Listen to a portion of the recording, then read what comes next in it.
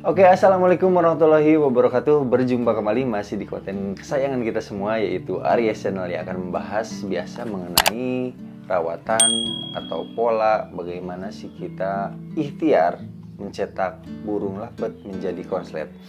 Oke, di sini, nah, konten ini sangat spesial karena saya ini coba memakai whiteboard ya, agar mudah-mudahan teman-teman bisa lebih menangkap dan bisa nanti apabila ada yang penting bisa di screenshot. Namun saya sarankan tetap teman-teman memiliki buku catatan ya, agar apabila teman-teman lupa bisa membuka kembali buku catatannya. Oke, ada pertanyaan dari grup WhatsApp. Saya kemarin sudah membuat grup WhatsApp. Tujuannya kita di sana sama-sama belajar, sharing, berbagi pengalaman. Bukan kita saling saya menggurui, namun kita di sini saling berbagi pengalaman. Karena saya dulu juga pernah di posisi ingin punya lovebird konslet selama mungkin 4-5 tahun. Namun alhamdulillah, karena konsisten dan teliti dalam memilih bahan, alhamdulillah diberikan atau punya lovebird konslet. Oke, pertanyaan pertama yang ini adalah ilmu dasar ya teman-teman. Lovebird konslet itu yang seperti apa sih? Untuk teman-teman yang tujuannya ingin mencetak atau berikhtiar memiliki lovebird konslet, teman-teman harus mengetahui apa sih yang dinamakan lovebird konslet itu. Nah, apa sih kenapa lovebird itu disebut konslet? Jadi saya tegaskan di sini teman-teman, saya juga dulu tahun 2015 ke bawah lah, lovebird konslet itu istilah itu belum ada teman-teman. Jadi ini konslet itu hanyalah istilah saja. Entah siapa yang pertama kali menyebutkan bahwa lovebird itu atau menamakan lovebird itu konslet, walau alam. Mungkin teman-teman yang menonton video ini tahu, bisa langsung komen siapa pertama kali yang menyebutkan lovebird itu konslet. Namun di sini kalau dari segi tingkatan dari emosi birahi yang dinamakan lovebird konslet itu ya teman-teman, yang sekarang dinamakan lovebird konslet itu, atau ada juga yang dulu pernah menamakan lovebird gila karena tidak berhenti bunyi, yaitu kalau pengalaman saya, ketika tingkatan birahi dan emosinya itu berada di titik puncak teman-teman. Jadi kita saya agak geser ya di sini. Saya coba. Nah, di sini birahi dan emosi, ini birahi, garis birahi, ini garis emosi. Ketika garis birahinya itu berada di titik puncak, ini sejajar di titik puncak. Tidak birahinya di atas, emosinya di bawah, atau emosinya di atas, birahinya di bawah. Tapi ini sejajar teman-teman. Birahi dan emosi berada di titik puncak. Saya coba di sini hanya penjelasan saja ya. Saya coba di sini dinamakan di titik puncak itu 100% ya teman-teman, agar teman-teman lebih paham titik puncaknya itu. Ketika birahi dan emosi berada di titik puncak 100%, biasanya lovebird itu gacor konslet gitu.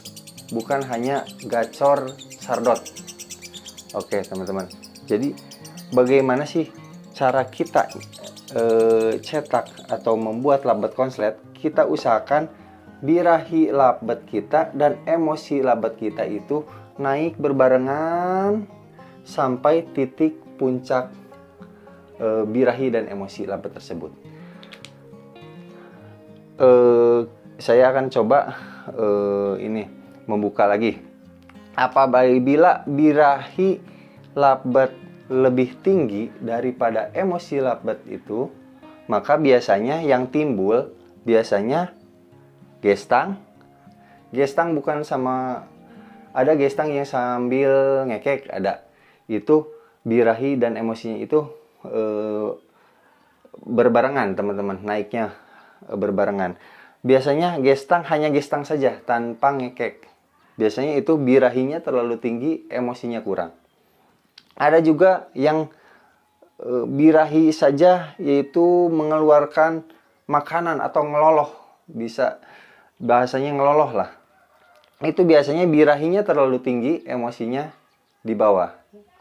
Namun sebaliknya, apabila emosi lebih tinggi daripada birahi, biasanya kita sering melihat lah di rumah atau di gantangan ya, burung itu ada nakal. Burung nakal biasanya emosinya yang terlalu tinggi, birahinya yang kurang. Burung melihat burung lain itu, dia malah ngeri ngejar. Biasanya nakal itu biasa disebabkan karena emosinya yang tinggi, birahinya yang kurang. Dan juga ada juga yang ngering. Ngering. Biasanya itu timbul karena emosinya terlalu tinggi. Ngering di sini juga bisa karena dua faktor, teman-teman. Bisa karena birahinya terlalu tinggi, emosinya kurang. Birahi terlalu tinggi, bisa balik ke ngering. Ini teman-teman, ini pengalaman saya ya, teman. Nah, birahi terlalu tinggi, kita bawa di lapang, karena dia birahi tinggi, melihat burung lain atau jantan lain di lapangan, biasanya dia ngejar juga, teman. Nah, di sini intinya tidak stabil lah. Jadi saya sarankan teman-teman ikuti polanya, sabar, teliti. Namun untuk burung bahan, apabila kita misalkan kita dapat burung bahan ketika di single, dia ada emosi, ada misalkan hanya birahi saja, itu tidak apa-apa, teman-teman. Makanya di sini setiap kali ada yang menanyakan, saya sarankan seringlah bawa burung itu ke gantangan.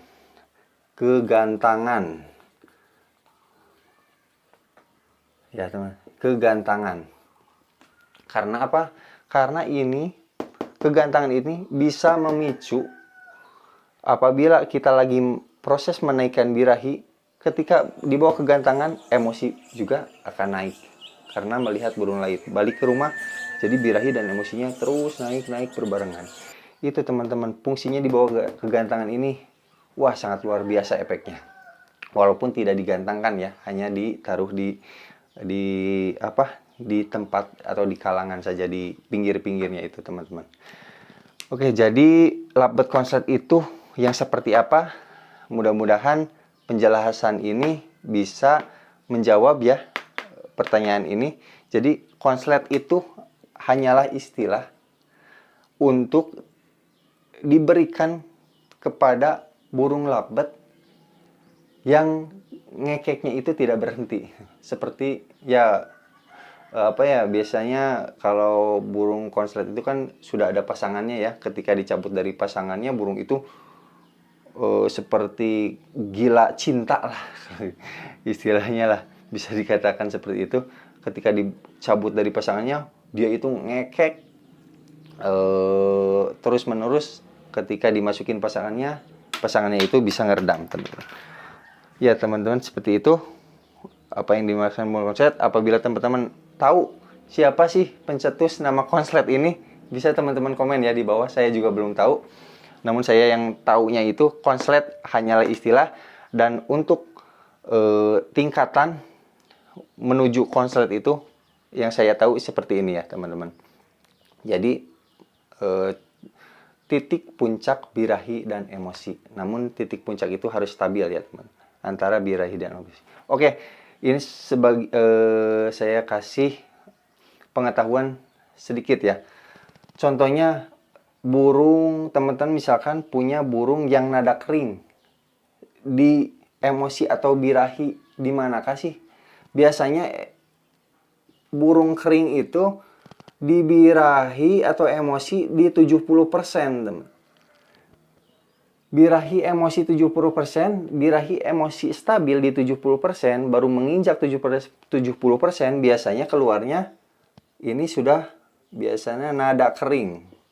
Nada kering. nada kering. Biasanya di posisi 70%. Kalau sudah memasuki 80%, 80% ke atas, nah 80% ke atas menuju 100%, biasanya burung itu sudah mulai keluar dobelan. Nah, 80% misalkan dia belajar dobelan, mulai naik, biasanya dobelannya makin kuat.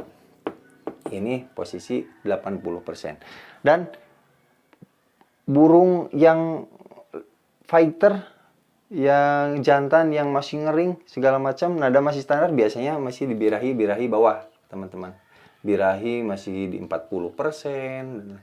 Maka saya sarankan di sini untuk agar cepat kita masuk ke titik ini, saya sarankan belilah bahan yang sudah di angka 60-70%. Saya sarankan seperti itu, karena kalau di angka 40% merawat sampai titik ke 70% itu di sini akan sangat lama, teman-teman. Apabila teman-teman hanya memiliki atau fokus ke satu burung itu saja, teman-teman akan jenuh lah. Biasanya akan jenuh dan gonta-ganti rawatan, gonta-ganti pakan, bahkan menggunakan metode